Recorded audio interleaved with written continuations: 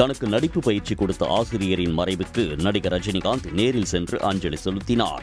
தென்னிந்திய திரைப்பட வர்த்தக சபை சார்பாக நடத்தப்பட்ட திரைப்பட பயிற்சி கல்லூரியில் நடிகர் ரஜினிகாந்திற்கு KS நாராயணசாமி என்னும் கோபால நாராயணசாமி நடிப்பு பயிற்சி வழங்கினார். ஆக்டிங் மாஸ்டராக இருந்த இவர் ரஜினிகாந்தை மட்டுமில்லாமல் அமிதாப் பச்சன், நாசர், சிரஞ்சீவி, ராதாரவி உள்ளிட்ட பல்வேறு சினிமா உச்ச நட்சத்திரங்களுக்கு நடிப்பு பயிற்சியை வழங்கியுள்ளார். இந்த நிலையில் வயது மூப்பு காரணமாக உயிரிழந்த தனது ஆசிரியரின் உடலுக்கு நடிகர் ரஜினிகாந்த் நேரில் சென்று அஞ்சலி செலுத்தினார். மேலும் 1 மணி நேரத்திற்கு மேலாக அங்கிருந்து விட்டு பின்னர் ரஜினிகாந்த் கிளம்பிச் சென்றார். ஜாக்டோ ஜியோ சார்பில் இன்று போராட்டம் அறிவிக்கப்பட்டுள்ள நிலையில் பணிக்கு வராத அரசு ஊழியர்களுக்கு சம்பளம் கிடையாது என்று தலைமை செயலாளர் சுற்றறிக்கை அனுப்பியுள்ளார். 10 அம்ச கோரிக்கைகளை வலியுறுத்தி ஜாக்டோ ஜியோ சார்பில் தமிழ்நாடு முழுவதும் அடையாள வேலைநிறுத்த போராட்டம் நடைபெறவுள்ளது. இதில் அரசு ஊழியர்கள், ஆசிரியர்கள் உள்ளிட்ட பல்வேறு சங்கங்களைச் சேர்ந்தவர்கள் கலந்து கொள்ள உள்ளனர். இந்த நிலையில் இன்று பணிக்கு வராமல் வேலைநிறுத்த போராட்டத்தில் ஈடுபடும் அரசு ஊழியர்களுக்கு சம்பளம் கிடையாது என்று தலைமை செயலாளர் சுற்றறிக்கை அனுப்பியுள்ளார். மருத்துவ விடுப்பை தவிர மற்ற விடுப்புகளை அரசு ஊழியர்கள் எடுக்கக்கூடாது என்றும் காலை 10-15 மணிக்குள் பணிக்கு வராதவர்கள் விவரங்களை சேகரிக்கவும் அவற்றை மனிதவள மேலாண்மை துறைக்கு அனுப்பவும் தலைமைச் செயலாளர் உத்தரவிட்டுள்ளார். கோவை மாவட்டம் வால்பாறையிலிருந்து அதிரப்பள்ளி செல்லும் சாலையில் பராமரிப்பு பணி நடைபெற உள்ளதால் இன்று முதல் போக்குவரத்து நிறுத்தப்படுவதாக அறிவிக்கப்பட்டுள்ளது. வால்பாறை அதிரப்பள்ளி சாலையில் கூமாப்பட்டி பகுதியில் உள்ள பாலம் சில மாதங்களுக்கு முன்பு உடைந்து சேதமடைந்தது. பாதுகாப்பு கருதி ஏற்கனவே கனரக வாகனங்களுக்கு தடை விதிக்கப்பட்டிருந்தது. இந்த நிலையில் சாலை பராமரிப்பு மற்றும் கட்டுமான பணிக்காக நாளை முதல் அனைத்து வாகனங்களுக்கும் கேரள வனத்துறை தடை விதித்துள்ளது. வால்பாறை அடுத்து உள்ள மழுக்கப்பாறை முதல் வாழைச்சால் வரை போக்குவரத்து தடை செய்யப்பட்டு உள்ளது. சாலக்குடி சென்று அதிரப்பள்ளி செல்லலாம் என கூறப்படுகிறது. போக்குவரத்து நிறுத்தத்தால் கூமாப்பட்டி, பூமியார், கொழுத்து உள்ளிட்ட பழங்குடியின கிராம மக்கள் அத்தியாவசிய பொருட்கள் வாங்கவும் மருத்துவ சேவைகள் பெறவும் நீண்ட தூரம் பயணம் செய்ய வேண்டிய நிலை உள்ளது. தோட்ட தொழிலாளர்கள், விவசாயிகள், உள்ளூர் வணிகர்கள் நேரடியாக பாதிக்கப்படுவார்கள் என கூறப்படுகிறது. சேலத்தில் செயல்பட்டு வரும் தனியார் கல்லூரியின் மரபு சந்தை திருவிழா களை கட்டியது. இங்கு இயற்கையான முறையில் விளைவிக்கப்பட்ட காய்கறி, கிழங்கு மற்றும் சிறுதானிய வகைகள் சந்தைப்படுத்தப்பட்டன. மரபு சந்தை திருவிழாவில் 150க்கும் மேற்பட்ட மரபுசார் காய்கறிகள், 50க்கும் மேற்பட்ட கிழங்குகள், 174க்கும் மேற்பட்ட அரிசி வகைகள் மற்றும் 100க்கும் அதிகமான மூலிகைகள் காட்சிப்படுத்தப்பட்டன. இத்திருவிழாவிற்கு குடும்பமாக வருகை தந்த மக்கள் காய்கறிகள் மற்றும் நெல் ரகங்களை பார்வையிட்டு அது தொடர்பாக கேட்டறிந்தனர். இயற்கை உணவுகளை அறிமுகப்படுத்தி அது உணவாக எடுத்துக்கிட்டு நம்மளோட ஆரோக்கியத்தை காக்கவும், இயற்கைக்கு மாற்றாக இருக்கிற கலப்பு ரகங்களை விட்டுட்டு மரபு ரகத்துக்கு மீண்டு வரணுங்கிறத ஒரு புரிதலை கொண்டு வரணுங்கிறதுக்காகவும் இந்த திருவிழா நம்ம செலிப்ரேட் பண்ணுறோங்க. தேர்தல் கூட்டணி நிலைப்பாட்டை தேமுதிக அதிகாரப்பூர்வமாக அறிவிக்காமல் உள்ள நிலையில் மதுரையில் அதிமுக மூத்த நிர்வாகி RP உதயகுமார் தேமுதிக பொதுச் செயலாளர் பிரேமலதாவை சந்தித்து உரையாடினார். மதுரை தெப்பக்குளத்தில் உள்ள தனியார் மண்டபத்தில் தேமுதிக நிர்வாகிகள் ஆலோசனை கூட்டம் நடைபெற்றது. பிரேமலதாவை சந்திக்க அதிமுக நிர்வாகி RP உதயகுமார் குறிப்பிட்ட மண்டபத்திற்கு வந்து சுமார் 1 மணி நேரம் காத்திருந்தார். கூட்டம் நிறைவுற்ற பின்னர் தனி அறையில் RP உதயகுமாரை சந்திப்பதை தவிர்த்த பிரேமலதா கூட்டம் நடைபெற்ற மேடையிலேயே RP உதயகுமாரை சந்தித்து உரையாடினார்.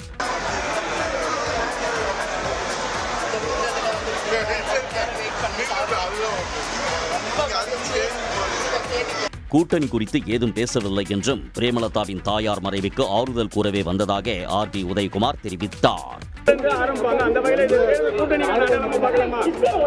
எந்த விதமான முடிவாக இருந்தாலும் பொதுச் செயலாளர் புரட்சித் தமிழர் ஐயா எடப்பாடியார் அவர்கள் எடுக்கிற முடிவுதான்.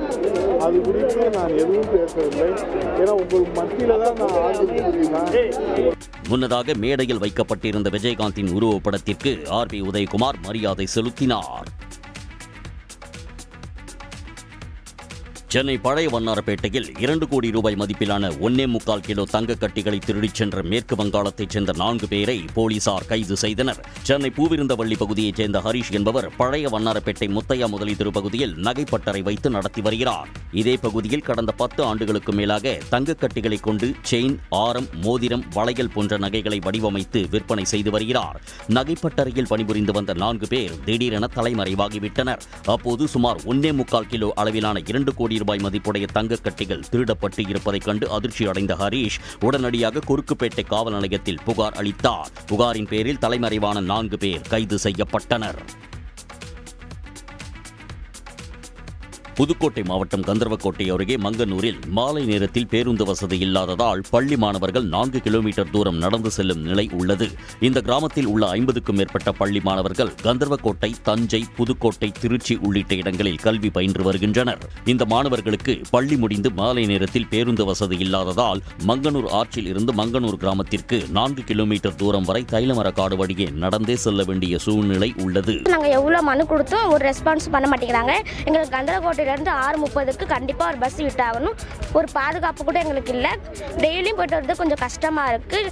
6:30க்கு தான் நாங்கள் வீட்டுக்கே வரோம். ரொம்ப லேட் ஆகுது. இப்படி வந்தால் நாங்கள் எப்படி படிக்கிறது? எங்களுக்கு பப்ளிக் வேற கிட்ட நெருங்கிடுச்சு. இப்படி இருந்தால் எப்படி படிக்கிறது?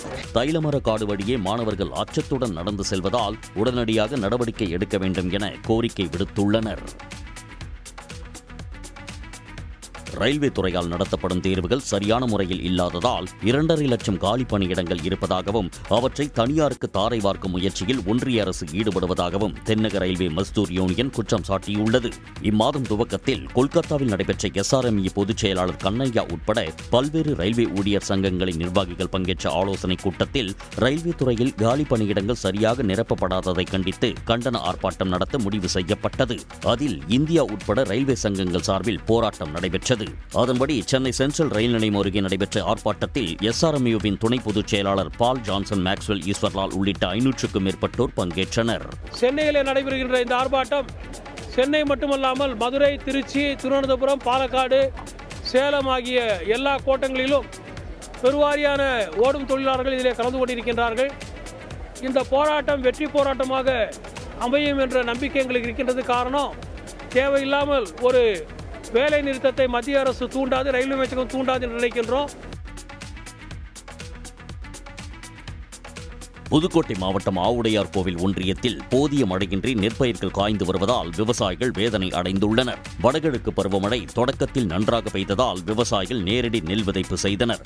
ஆனால் அதன் பிறகு போதிய மழை பெய்யாததால் விளானூர், ஆவுடையார் கோவில், பூவலூர் உள்ளிட்ட 20க்கும் மேற்பட்ட பகுதிகளில் பயிர் பூக்கும் தருவாயில் காய்ந்து சருவாகியுள்ளது. ஏக்கருக்கு 20,000 ரூபாய் வரை செலவு செய்து தற்போது வழி தெரியாமல் தவித்து வருவதாக விவசாயிகள் வேதனை தெரிவித்துள்ளனர். இன்னும் ஒரே ஒரு உரம் மட்டும்தான் போட வேண்டியது பாக்கி இருக்குது. இந்த தருணத்தில் படுற சூழ்நிலையில் இருக்குது. இந்த அரசு அதிகாரிகள் பார்வையிட்டு இந்த நிலத்தை பார்வையிட்டு இந்த படுற தருவாயில் உள்ள நிலத்துகளுக்கு ஒரு போர்க்கால அடிப்படையில் ஒரு நிவாரணம் கொடுத்தா ரொம்ப உதவியாக இருக்குங்கிறத நான் மூலம் தெரிவிக்கிறேன். இனி மழையே பெய்தாலும் விவசாயத்தை காப்பாற்ற முடியாது என விவசாயிகள் கவலை தெரிவித்துள்ளனர். திருவள்ளூர் மாவட்டம் சோழவரம் ஏரியிலிருந்து கொசஸ்தலை ஆற்றுக்கு செல்லும் உபரி நீர் கால்வாய் முறையாக தூர்வாராததால் 50க்கும் மேற்பட்ட ஏக்கர் விவசாய நிலங்கள் நீரில் மூழ்கின. தைப்பொங்கல் அறுவடைக்காக நடவு செய்யப்பட்ட நெற்பயிர்கள் நீரில் மூழ்கி பாழாகி வருவதாக விவசாயிகள் கவலை தெரிவித்துள்ளனர். கனமழை முன்னெச்சரிக்கையாக சோழவரம் ஏரியிலிருந்து கொசஸ்தலை ஆற்றுக்கு திறக்கப்பட்டு வந்த உபரி நீர் 200 கன அடியிலிருந்து 500 கன அடியாக அதிகரிக்கப்பட்டுள்ளது.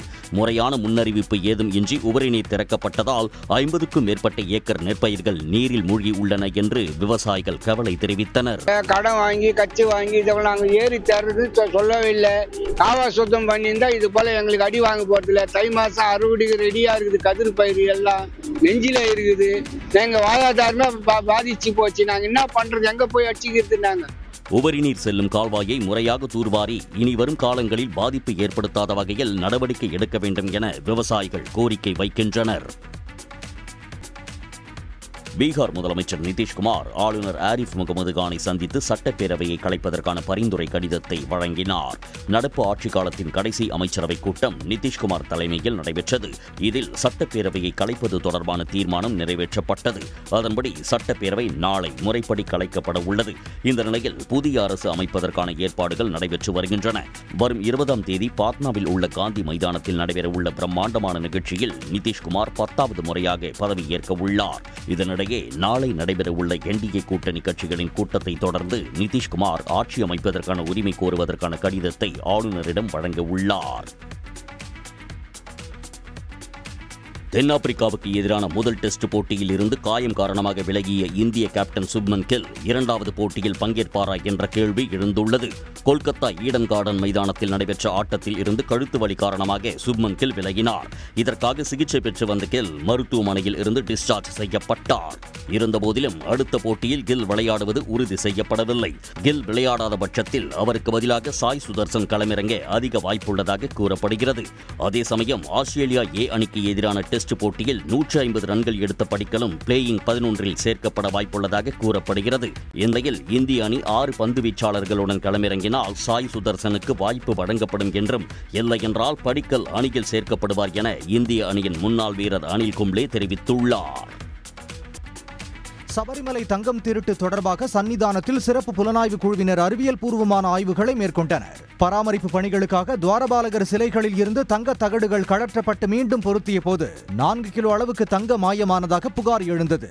இதையடுத்து கேரள உயர்நீதிமன்ற உத்தரவின் பேரில் விசாரணை மேற்கொண்ட சிறப்பு புலனாய்வு குழுவினர் பராமரிப்பு செலவை ஏற்ற பெங்களூருவைச் சேர்ந்த உன்னிகிருஷ்ணன் போத்தி, சபரிமலை முன்னாள் நிர்வாக அதிகாரி முராரி பாபு, முன்னாள் செயல் அதிகாரி சுதீஷ்குமார் ஆகியோர் கைது செய்யப்பட்டனர்.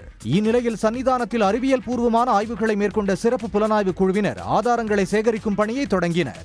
மேலும் மாதிரிகளை சேகரிப்பதற்காக தங்க முலாம் பூசப்பட்ட தகடுகளை அகற்றினர். இதனிடையே தங்கம் திருட்டு தொடர்பாக தேவசம் போர்டு முன்னாள் தலைவர் பத்மகுமார் மீது தேவசம் ஊழியர்கள் புகார் தெரிவித்துள்ளனர். உன்னிகிருஷ்ணன் போத்திக்கு பத்மகுமார் முழு சுதந்திரம் கொடுத்ததாகவும், அவரது அறையை உன்னிகிருஷ்ணன் போத்தியின் உறவினர்கள் நண்பர்கள் பயன்படுத்தியதாகவும் சிறப்பு புலனாய்வு குழுவினரிடம் தெரிவித்துள்ளனர். நாமக்கல்லில் மானியத்தில் வழங்கப்பட்ட காரில் ஏறி பயணம் செய்த போது பெண் பயனாளி சரியாக ஓட்டாததால் வருவாய் கோட்டாட்சியர் அதிர்ச்சி அடைந்தார். தொழிலாளர் நலன் மற்றும் திறன் மேம்பாட்டுத்துறை சார்பில் நாமக்கல் மாவட்ட ஆட்சியர் அலுவலகத்தில் மானியத்தில் பெண் பயனாளிகளுக்கு கார் ஆட்டோ வழங்கும் நிகழ்ச்சி நடைபெற்றது. இதில் வேட்டம்பாடியைச் சேர்ந்த பெண் ஓட்டுநர் கோகிலாவுக்கு வழங்கிய காரில் வருவாய் கோட்டாட்சியர் சரவணன் ஏறி பயணம் செய்தார். அப்போது பதற்றத்தில் தட்டு தடுமாறி காரை ஓட்டிய கோகிலா போர்டிகோவிற்கு செல்லாமல் முன்பாக உள்ள தடுப்பில் மோதி நின்றார். இதையடுத்து காரில் இருந்து இறங்கிய வருவாய் கோட்டாட்சியர் சரவணன் ஒன்றுமே சொல்லாமல் நேரடியாக ஆட்சியர் அலுவலகத்தில் சென்று விட்டார்.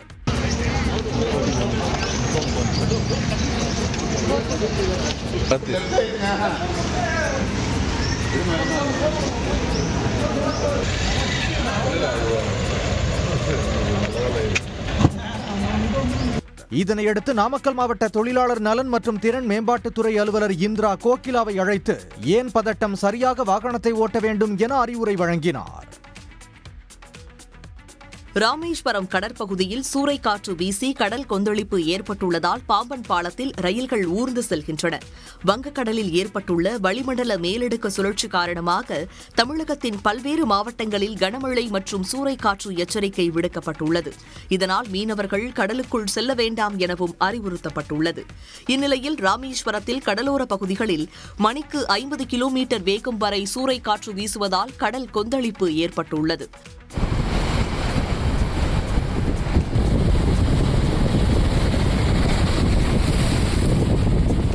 பாதுகாப்பு கருதி பாம்பன் பாலத்தில் இயக்கப்படும் ரயில்களின் வேகம் கணிசமாக குறைக்கப்பட்டுள்ளதால் ரயில்கள் ஊர்ந்து செல்கின்றன.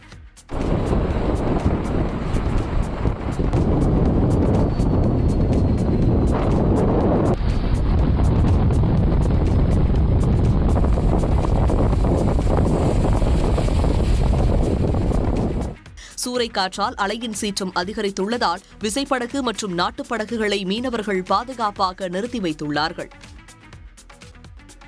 உச்சநீதிமன்றத்தில் நடைபெற்ற 2 மது தயாரிப்பு நிறுவனங்களுக்கு இடையிலான வணிக குறியீடு தொடர்பான வழக்கில் நீதிபதியின் கேள்விகள் நீதிமன்ற இறுக்கத்தை களைவதாக அமைந்தது.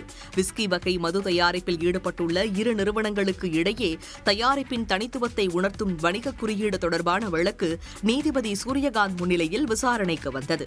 அப்போது மூத்த வழக்கறிஞர் முகுல் ரோத்தகி முதலில் விஸ்கி பாட்டிலை நீதிமன்றத்தில் அறிமுகப்படுத்தினார்.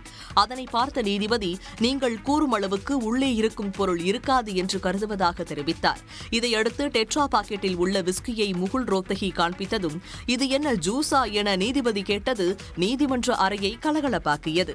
மேலும் இந்த வகை பாக்கெட்களில் மது விற்பனை செய்யப்படுவதை இப்போதுதான் பார்ப்பதாகவும் அவர் கூறினார்.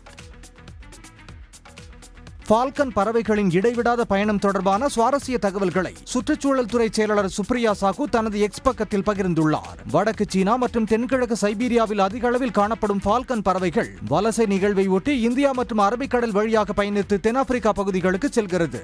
ஒன்றிய சுற்றுச்சூழல் அமைச்சகம் ஃபால்கன் பறவைகள் குறித்து ஆராய்ச்சிகளை மேற்கொண்டுள்ளது. அதன் ஒரு பகுதியாக 3 அமூர் ஃபால்கன் பறவைகள் மீது சாட்டிலைட் சிப்கள் பொருத்தப்பட்டு கண்காணிக்கப்பட்டது. இதில் அமூர் ஃபால்கன் பறவைகள் கடல் கடந்து ஆயிரக்கணக்கான கிலோமீட்டர் தூரம் பயணித்தது கண்டறியப்பட்டது. குறிப்பாக அபாபாங் எனும் பறவை நிற்காமல் 76 மணி நேரம் பறந்து 3100 கிலோமீட்டர் தூரத்தை கடந்துள்ளது. இந்த வகை பறவைகள் பெரும் பயணத்தை தொடங்குவதற்கு முன்பு புரதச்சத்து மிக்க உணவுகளை உட்கொள்ளும் என்றும் கடற்பகுதிகளுக்குள் சென்றுவிட்டால் ஆயிரக்கணக்கான கிலோமீட்டர் தூரம் கடந்து நிலப்பரப்பிற்குள் நுழைந்த பிறகே தரையிறங்கும் என்றும் சுப்ரியா சாகு தனது பதிவில் தெரிவித்துள்ளார். வங்கக்கடலில் புதிய காற்றழுத்த தாழ்வு பகுதி உருவாகும் நிலையில் தமிழ்நாட்டில் வரும் 23ஆம் தேதி வரை கனமழை நீடிக்க வாய்ப்புள்ளதாக சென்னை வானிலை ஆய்வு மையம் தெரிவித்துள்ளது. வடகிழக்கு பருவமழை மீண்டும் தீவிரமடைய தொடங்கியுள்ள நிலையில் கடந்த சில நாட்களாக தமிழ்நாட்டின் பல்வேறு இடங்களில் பரவலாக மழை பெய்து வருகிறது.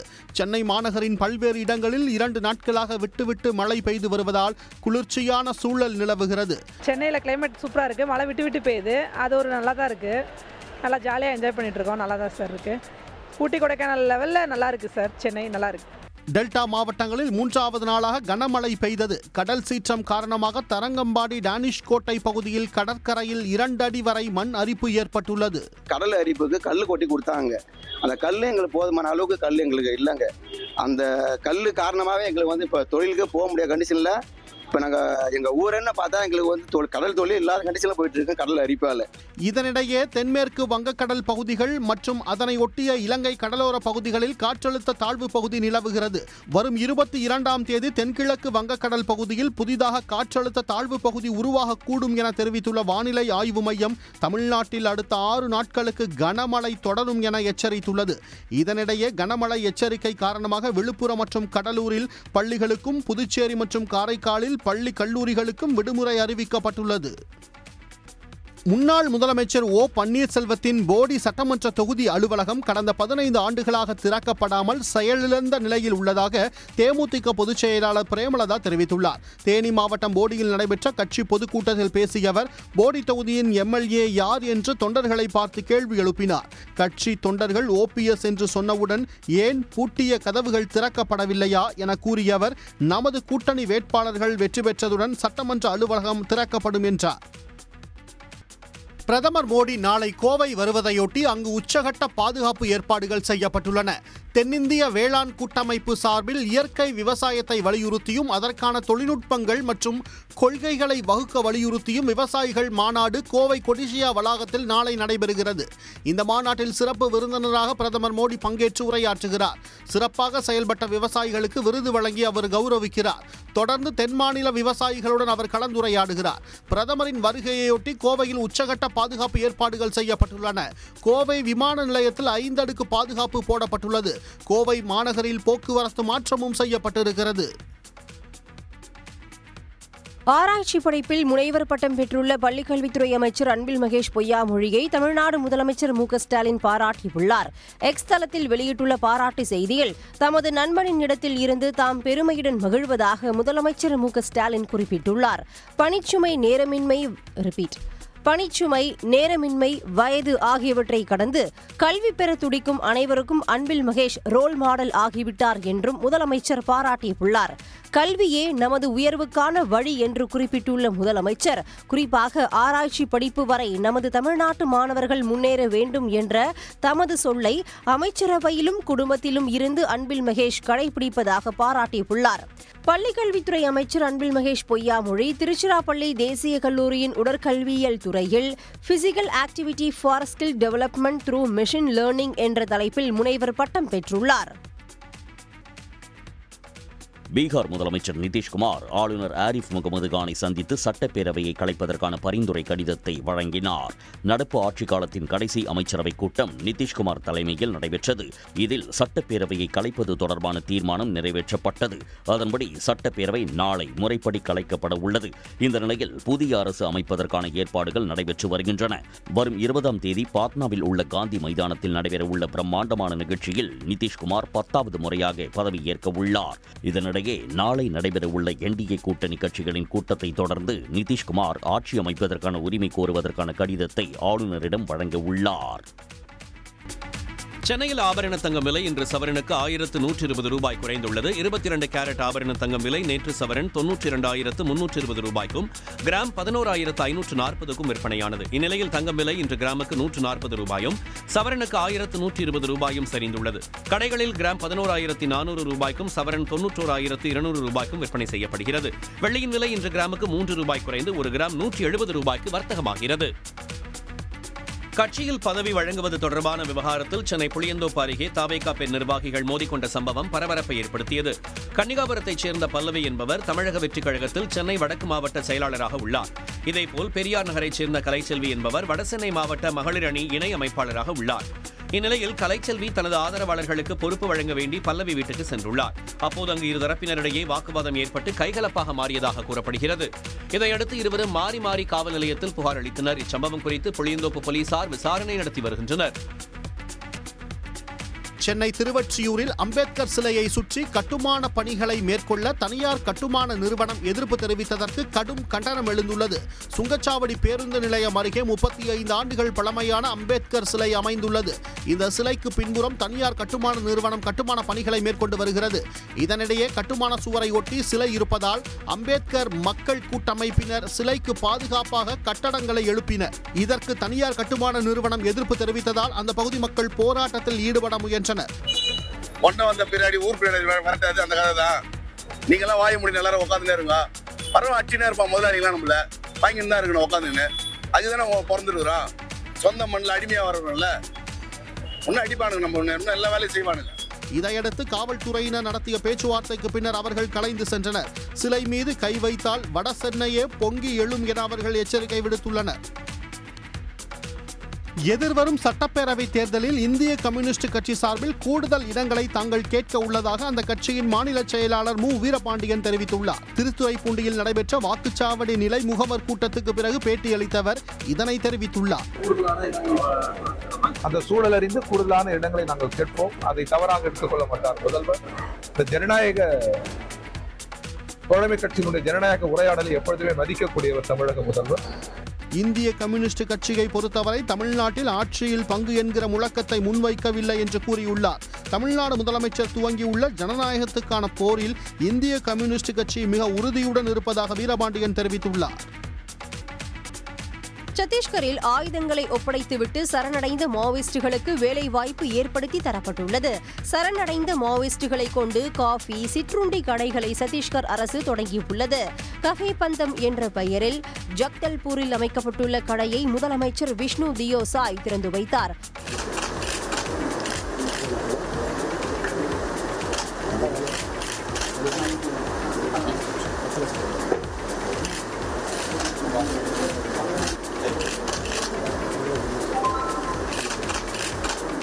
நக்சலிசத்தால் பாதிக்கப்பட்டுள்ள இளைஞர்களுக்கும் ஆயுதங்களை ஒப்படைத்துவிட்டு சரணடைந்தவர்களுக்கும் புதிய வாழ்க்கையை சத்தீஸ்கர் அரசு ஏற்படுத்தி தந்துள்ளதாக முதலமைச்சர் விஷ்ணு தியோ சாய் தெரிவித்துள்ளார்.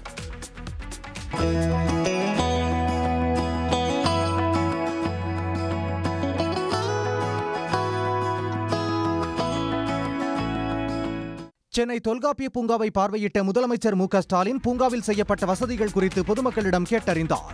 ஆரேபுரத்தில் அடையாறு ஆற்றங்கரையில் உள்ள தொல்காப்பிய பூங்கா சென்னை நதிகள் சீரமைப்பு அறக்கட்டளையின் சார்பில் 42 கோடியே 45 லட்சம் ரூபாய் செலவில் மேம்படுத்தப்பட்டு கடந்த 24ஆம் தேதி திறக்கப்பட்டது.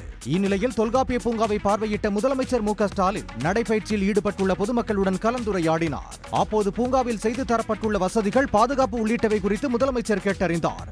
தொல்காப்பிய பூங்காவில் புதிய நுழைவு வாயில், கண்காணிப்பு கோபுரம், பார்வையாளர் மாடம், நடைபாதை, சிற்றுண்டியகம், இணைப்பு பாலம், குழந்தைகளுக்கான விளையாட்டு பகுதி போன்றவை அமைக்கப்பட்டுள்ள நிலையில் தினமும் ஏராளமானோர் குழந்தைகளுடன் வந்து பூங்காவை சுற்றி பார்த்து வருகின்றனர்.